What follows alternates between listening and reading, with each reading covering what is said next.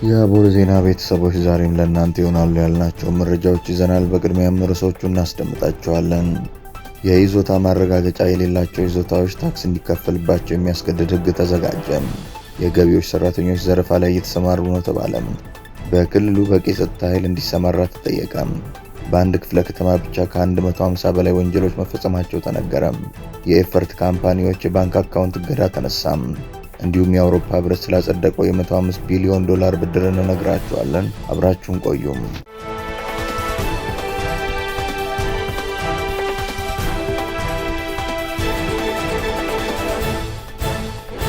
ሰላም ጤና ይስጥልን። ይህ አቦል ዜና ነው።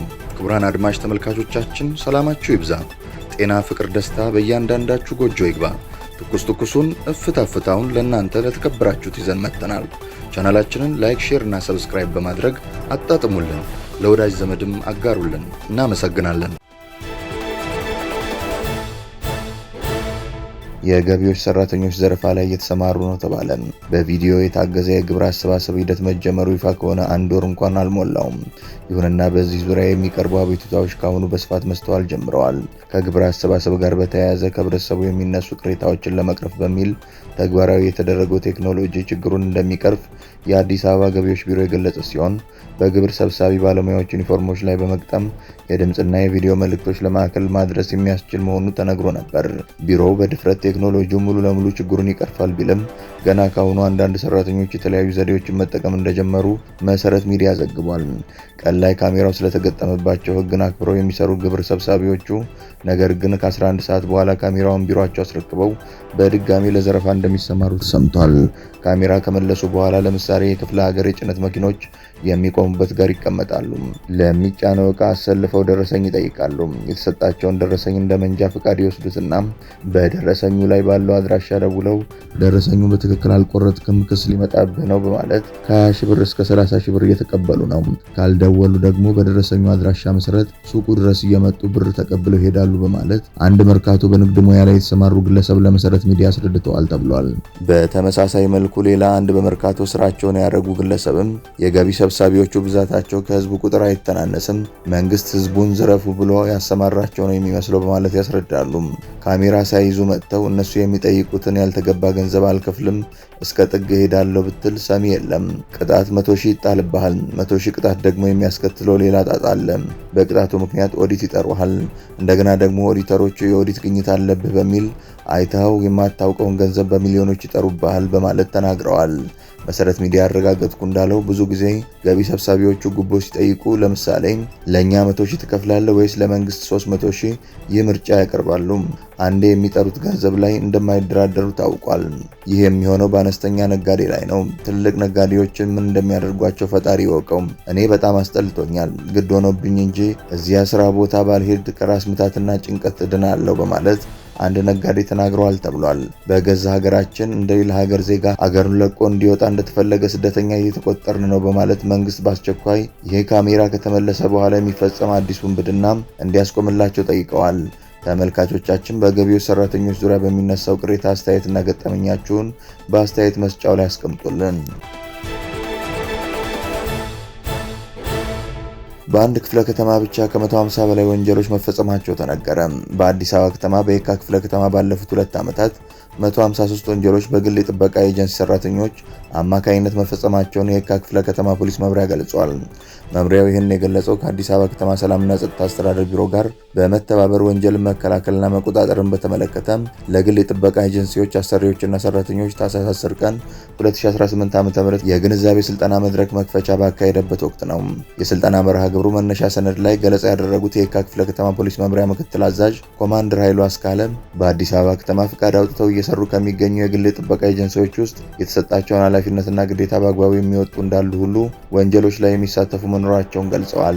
ለአብነት በየካ ክፍለ ከተማ በ2016 ዓ.ም እና በ2017 ዓ.ም ብቻ 153 የባንክና የተለያዩ ድርጅቶች ዘረፋ፣ የመኪናና የመኪና ዕቃ ስርቆት፣ የመሰረተ ልማትና የቤት ለቤት ስርቆት እንዲሁም የጦር መሳሪያ ዝርፊያ ወንጀሎች መፈጸማቸውን ተናግረዋል።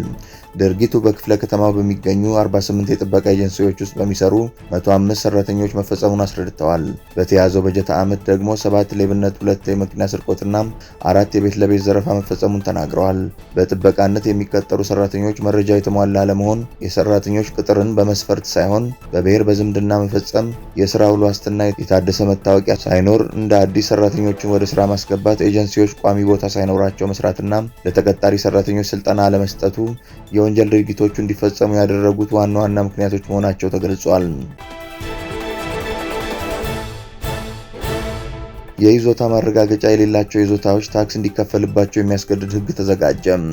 የተመዘገበ የባለቤትነት መብት በሌለበት ጊዜ ማንኛውም ታክስ የሚከፍልበትን ንብረት ይዘው የሚገኙና በይዞታው ጥቅም የሚያገኙ የይዞታ ማረጋገጫ ባይኖራቸውም የንብረት ታክስ የመክፈል ግዴታ እንዳለባቸው የሚደነግግ አስገዳጅ ሞዴል ንብረት ታክስ አዋጅ ረቂቅ ተዘጋጀ። አገራዊ ወጥነት ያለው የንብረት ታክስ መሰረት የታክስ ምጣኔና ታክስ የሚከፈልባቸው ንብረቶች እንዲኖሩ ለማስቻል የሚረዳ የአፈጻጸም ሕግ ክልሎች ሊያወጡ እንደሚገባና ለዚህ መነሻ የሚሆን ሞዴል የንብረት ታክስ ሕግ የፌዴራል መንግስት ማዘጋጀት ስላለበት ሚኒስተሩ ከገቢዎችና ከተማና መሰረተ ልማት ሚኒስቴር ጋር ረቂቁን አዘጋጅቶ ይፋ አድርጓል። በዚህም ምክንያት ካርታ የሌላቸውና ወደፊት በሕገ ወጥነት ሊፈርሱ የሚችሉ ቤቶችም ግብር እንዲከፍሉ እንደሚደረግ ረቂቁ ያስረዳል። በክልሉ በቂ የጸጥታ ኃይል እንዲሰማራ ተጠየቀ። በጋምቤላ ክልል የተከሰተው ግጭት ተጨማሪ ጉዳት እንዳያደርስ በቂ የጸጥታ አካል በአስቸኳይ እንዲሰማራ ኢሰመኮ ጠየቀ። የኢትዮጵያ ሰብአዊ መብቶች ኮሚሽን ይህን የጠየቀው በክልሉ የተከሰተውን ግጭት አስመልክቶ ባወጣው ጋዜጣዊ መግለጫ ነው።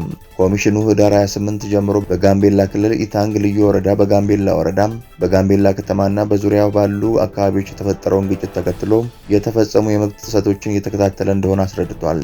ኮሚሽኑ የጋምቤላ ከተማ ፖሊስ ጽሕፈት ቤት አዛዥ የነበሩት ዋና ኢንስፔክተር ኡመዱ ጅሉ መገደልን ተከትሎ በአካባቢው የተኩስ ልውውጥ ሲካሄድ በመቆየቱ የሰው ህይወት እንዲጠፋ፣ አካል እንዲጎድልም ምክንያት ሆኗል ተብሏል። ኮሚሽኑ በመግለጫው የሰዓት ገደብ እላፊ ተጥሏል፣ የመንግስት ተቋማትና የባንኮች አገልግሎትም ጨምሮ በርካታ አካላት አገልግሎቶች መቋረጣቸውን ተረድቻለሁ ሲልም ተናግሯል።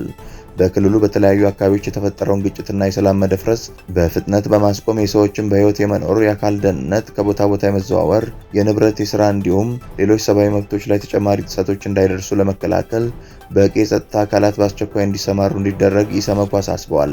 በጋምቤላ ክልል በተለያዩ ጊዜያት የሚፈጠሩ ግጭቶችን በዘላቂነት ለማስቆም ተጠያቂነትን ለማረጋገጥና ወደፊት ተመሳሳይ የሰብአዊ መብቶች ጥሰቶች እንዳይከሰቱ ለመከላከል የፌዴራሉና የክልሉ መንግስታት ተገቢ እርምጃዎችን ሊወስዱ ይገባልም ብሏል ኢሰመኮም። የኤፈርት ካምፓኒዎች የባንክ አካውንት እገዳ ተነሳም። በሌተናል ጀነራል ታደሰ ወረደ የተመራው የትግራይ ጊዜያዊ አስተዳደር ልዑክ የኢትዮጵያ ንግድ ባንክ በክልሉ ያለውን ስራ አጥነት ለመቅረፍ በኮንስትራክሽን እና በሌሎች ዘርፎች ኢንቨስትመንቱን እንዲጀምር ጥያቄ አቀረበ። የኤፈርት ኩባንያዎች የባንክ ሂሳብ እገዳም ተነስቷል። የክልሉ ከፍተኛ አመራሮች በአዲስ አበባ ከባንኩ የስራ ኃላፊዎች ጋር ባደረጉት ውይይት ባንኩ በክልሉ ኢንቨስት ከማድረግ በተጨማሪ ቤት ለሚፈልጉ ከ60 ሺህ በላይ ሰዎች የብድር አገልግሎት እንዲያመቻች ጠይቀዋል።